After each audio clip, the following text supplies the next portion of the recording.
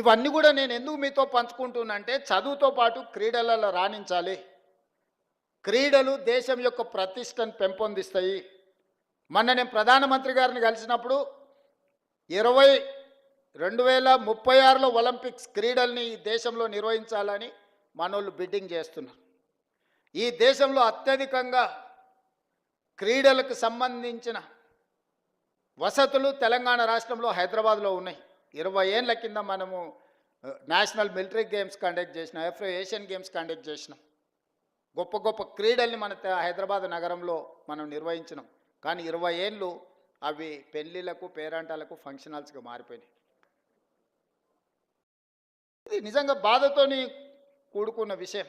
అందుకే నేను వస్తానే సింగిల్ ఆర్డర్ ఇచ్చిన, స్పోర్ట్స్కు తప్ప గేమ్స్కు తప్ప అవి ఎవ్వడికి ఇవ్వద్దు. ఎవడున్నా ముఖ్యమంత్రి ఇంట్లో శుభకార్యం ఉన్నా అవి మాత్రం ఇవ్వడానికి వీల్లేదని ఒక ఆర్డర్ ఇచ్చి వాటిని అన్నిటినీ రివైవ్ చేసి రిపేర్స్ చేసి ట్రై నేషనల్ ఫుట్బాల్ ఛాంపియన్షిప్ నుంచి రెగ్యులర్గా క్రీడల్ని అక్కడ నిర్వహించే కార్యక్రమాన్ని ఇచ్చిన. ఇవాళ అవన్నిటిని కూడా స్పోర్ట్స్ యూనివర్సిటీకి మనం ఈరోజు డెడికేట్ చేస్తున్నాం. రేపు భవిష్యత్తులో మీరందరూ, ఎందుకంటే మీ స్కూల్లో మీ కాలేజీలో మీ ప్రాంతంలో మట్టిలో మాణిక్యాలను వెలికి తీసి క్రీడాకారులను తయారు చేసే బాధ్యత మీ అందరి మీద ఉన్నది. మిత్రులారా, మీరందరూ దృష్టిలో పెట్టుకోండి. చదువుకోవడం ఉద్యోగం సాధించడమే కాదు, దేశ గౌరవ ప్రతిష్ట పెరగాలి అంటే కూడా ఇతర రంగాలలో మనం రాణించాలంటే మీరు గుర్తించాలి. విద్యార్థులలో ఉన్న నైపుణ్యాన్ని మీరే గుర్తించగలరు. తల్లిదండ్రుల కంటే ఎక్కువగా మీరు వాళ్ళతో మీతోనే ఎక్కువ సమయం ఉంటారు, మీరే గుర్తించగలుగుతారు. మీరందరూ ఆ దిశగా ఆలోచన చేయండి. ఆ దిశగా మనందరం ప్రయాణం చేద్దాం, మనందరం కలిసి పనిచేద్దాం. కొన్ని సమస్యలు ఉన్నాయి, ఉండొచ్చు. కానీ సమస్యల మీద చర్చించుకుంటూ సమస్యలు పరిష్కారం కాలేదు కాబట్టి ప్రభుత్వానికి సహకరించమని ప్రభుత్వ ఉద్యోగులు ఎవరన్నా అనుకుంటే ఇంకా మన పరిస్థితులు దిగజారిపోయి నెల జీతభత్యాలు ఇచ్చుకోలేని పరిస్థితికి పడిపోతాము. ఇవాళ ప్రభుత్వంలో ఉన్న వాళ్ళని అడగండి, డిసెంబరు 2023 కంటే ముందు ఎన్నడైనా 1వ తారీఖు నాడు జీతాలు వచ్చినాయా? తెలంగాణ రాష్ట్రం వచ్చిన తర్వాత జనవరి 2024 నుంచి ఈ రోజు వరకు ప్రతి నెల 1వ తారీఖు నాడు ప్రభుత్వ ఉద్యోగికి జీత భత్తాలు ఖాతాలో పడుతున్నాయా లేదా? మీరు ఒక్కసారి వాళ్ళు అడగండి. ఏ ప్రభుత్వం కోసం, ఏ ప్రజల కోసం మీరు నిరంతరం కష్టపడుతున్నారో 1వ తారీఖు నాడు మీకు జీత భత్యాలు ఇవ్వలేదంటే మీ యజమాని మీదనో మీ ప్రభుత్వం మీదనో మీకు ఎందుకు విశ్వాసం ఉంటుంది? ఎందుకు నమ్మకంగా పనిచేస్తారు? అందుకే ఈరోజు ప్రతి నెల 1వ తారీఖు నాడు నా ప్రభుత్వ ఉద్యోగులకు జీత భత్యాలు ఇచ్చే ప్రయత్నం నేను చేస్తున్నా. ఇప్పటివరకు ఒక్క రోజు కూడా తప్పకుండా ఈ నెల చాలా ఇబ్బంది వస్తే రిజర్వ్ బ్యాంకులో ప్రత్యేకంగా తలకాయ తాకట్టు పెట్టి 4,000 కోట్ల రూపాయలు తీసుకొచ్చి 1వ తారీఖు నాడు ప్రభుత్వ ఉద్యోగస్తులకు జీత భత్యాలు ఇచ్చిన. సరే, కరువు భత్యము, డిఏలు, కొన్ని విషయాలు మీరు అంటున్నారు. నేను ఒకటే మా ప్రభుత్వ ఉద్యోగ మిత్రులకు విజ్ఞప్తి చేస్తాను, ఈ ప్రభుత్వం మీది, నేను కస్టోడియన్ను మాత్రమే. నేను మీ అందరి తరఫున సమన్వయం చేసేవాడిని. నాకంటూ ప్రత్యేకంగా కిరీటం ఏం లేదు.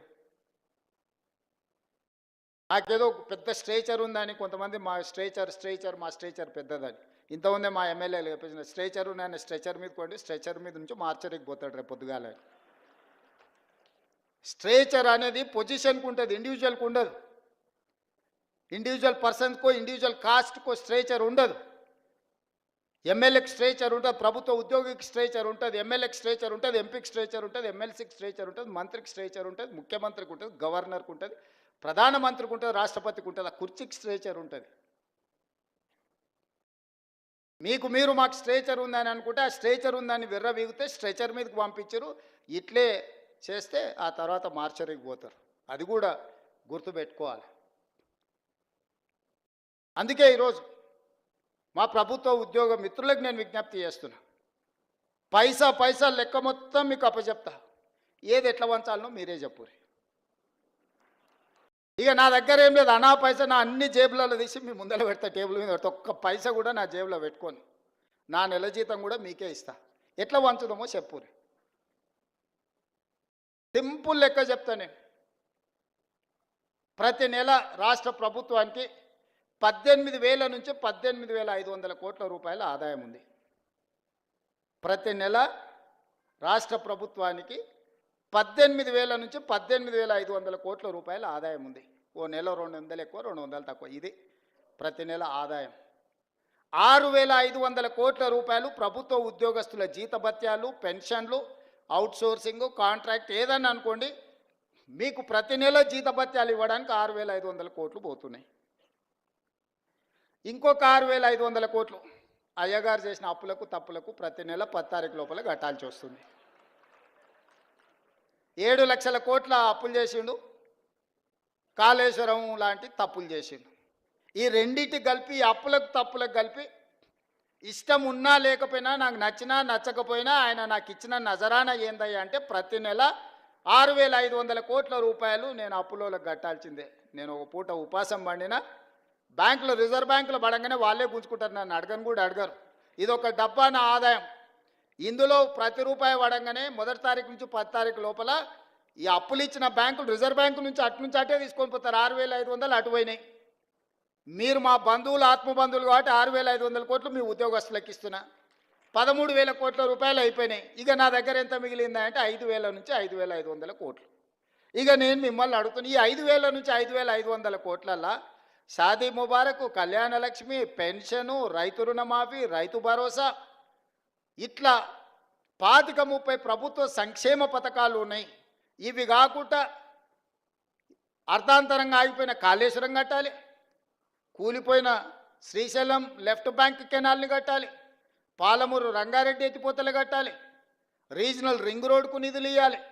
ఈ రాష్ట్రంలో ఏం అభివృద్ధి చేయాలన్నా కూడా ఇందులో నుంచే తీయాలి. ఇక నాకున్న వెసులుబాటు 5,000 నుంచి 5,500 కోట్లు. నేను ఇచ్చిన గ్యారంటీలు కానీ, అంతకుముందు నుంచి వచ్చిన వారసత్వం కానీ, ఇవన్నీ కలిపితే నాకు ఇంకొక 18,000 కోట్లు కావాలి వాస్తవంగా. ఆయన కాంట్రాక్టర్లకు అగ్రిమెంట్లు చేసిండు, ఆయన కమిషన్లు తీసుకొని ఆయన వెళ్ళిపోయిండు. ఇవాళ వాళ్ళ పేమెంట్లు నేను వచ్చి కూర్చున్నప్పటికీ 42,000 పేమెంట్లు బకాయిలు పెట్టిపోయిండు ఈ కాంట్రాక్టర్లకి. ఇక విద్యుత్ శాఖ ఇవాటి మళ్ళీ పక్కన పెట్టాలి. అట్లా నేను మినిమం వెల్ఫేర్ ఉన్న వాటిని ఒక మాదిరిగా నడపాలంటే నాకు 22,000 కోట్లు కావాలి. 22,000 కోట్లు నాకు వస్తే ఇప్పుడున్న కమిట్మెంట్స్ ఏదైతే వెల్ఫేర్లో ఇప్పుడు నేను చెప్పిన రైతు భరోసా కావచ్చు, లేకపోతే ఆర్టీసీ బస్సు కావచ్చు, లేకపోతే ఉచిత కరెంటు కావచ్చు, ఇంటికి సిలిండర్ కావచ్చు, రాజీవ్ ఆరోగ్యశ్రీ, ఇట్లా ఇవన్నీ కలిపితే 22,000 కావాలి. 22,000 అంటే 13,000 ఇవి తీసేస్తే 9,000 కోట్లు ఉంటే నేను ఇవన్నీ సమన్వయం చేయగలుగుతా 15 తారీఖు లోపల. ఇంకొక 8,000 కోట్లు ఉంటే ఈయన కాంట్రాక్టర్లకు పెట్టిపోయిన అప్పులకు బిల్లులు కట్టాలి. ఆ బిల్లులు పక్కన పెట్టినా కూడా 9,000 కావాలి. 9,000కు నాకు 5,500 ఉన్నాయి. అందుకే ఓ నెల ఆశా వర్కర్లకు పెండింగ్ పెడితే, ఓ రోజు అంగన్వాడీ వర్కర్లకు పెండింగ్ పెడితే, ఓ రోజు షాదీ ముబారక్ పెండింగ్ పెడితే, ఓ రోజు కళ్యాణ లక్ష్మి పెండింగ్ పెడితే, అంటే ఓ నెల పాల పైసలు ఇచ్చి ఇంటికి రాయపి, ఓ నెల ఇంటికి రాయి ఇచ్చేసి పిల్లల ఫీజులు బకాయిలు పెట్టి, పిల్లల ఫీజులు ఒక నెల కట్టి, ఇట్లా రొటేషన్ చేసే పనే జరుగుతుంది. ఇవన్నీ నేను చెప్తా, రాష్ట్రం దివాలా తీసిందని బయటికి చెప్తావా నువ్వు అంటాడు. ఊపర్ శర్వాని అందరు పరిశాని. ఎన్ని రోజులు కప్పిపుచ్చుకోవాలి? క్యాన్సర్ ముదిరిపోతుంటే నేను బాగున్నా, కండలు తిరిగినాయి, నాకు 6 ప్యాక్ ఉందని ఎన్ని రోజులు అబద్ధం చెప్పాలి నేను? మీరు చెప్పండి. ఈ రాష్ట్రానికి ఆర్థికంగా ఆయన గారు క్యాన్సర్ ఇచ్చిపోయిండు. ఆ క్యాన్సర్ నుంచి నేను కోలుకొని దాన్ని ఏదో రకంగా ఆరోగ్యం సాధించి దీన్ని ముందుకు తీసుకెళ్లాలనే ప్రయత్నం చేస్తుంటే నువ్వేం చేయలేదు, నువ్వు దిగిపో అంటాడు. అరే మీరు అందరు 5 ఏళ్ల కోసం కదా ఎక్కించింది, నా పేరు మీదనే మీ దగ్గరకు వచ్చి దండం పెడితే. రాహుల్ గాంధీ గారు వచ్చి అరే గీననే మా ఓడి, నన్ను చూసి ఓటేరి, నన్ను కూడా చూసి ఓటేరి అని 10 నెలలకే దిగిపో అంటాడు. ఏంది 10 ఏళ్ళు కుర్చీలో కూర్చున్నాయన? ఇప్పుడు మీరు ప్రభుత్వ ఉద్యోగులు, ఇవాళ మీకు నియామక పత్రం ఇస్తున్నాం, వచ్చే సంవత్సరం మీరు రిటైర్ అయిపోండి, మీరు దిగిపోందంటే మీరు ఊరుకుంటారా మిత్రులారా? మీకు ఒక నిబంధన ప్రకారమే మిమ్మల్ని నియామకం